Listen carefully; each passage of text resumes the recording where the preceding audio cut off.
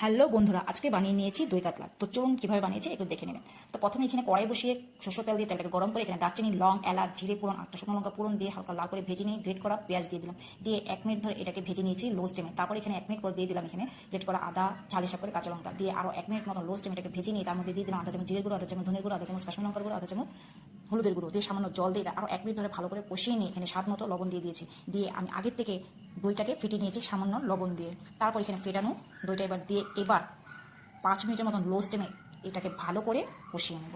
তো দেখুন বন্ধুরা, 5 মিনিট পর ফিরে আসলাম। দেখুন কি সুন্দর মশলাটা ভালো করে কষানো হয়ে গেছে, মশলা থেকে তেলও বেরিয়ে এসছে। এবার ঝোলের জন্য দিয়ে দিচ্ছি জল, দিয়ে এবার লো স্টিমে এটাকে আবারও 5 মিনিট মতন রান্নাটা করে দেবো। এর আগে দিয়ে দিচ্ছি ভেজে রাখা কাতলা। তো দিয়ে এবার অল্প লাড়াচাড়া করে নিয়ে এবার 5 মিনিট মতো রান্নাটা করে নিয়ে এবার 5 মিনিট পর ফিরে আসলাম। দেখুন কি সুন্দর তেলও উপর দিয়ে বেরিয়ে এসছে, তার মানে আমার রান্নাটা কমপ্লিট হয়ে গেছে। কিন্তু খেয়ে নামানোর আগে এবার উপর দিয়ে দিলাম গরম মশলা পাউডার দিয়ে নামিয়ে নেব। তো রেডি দই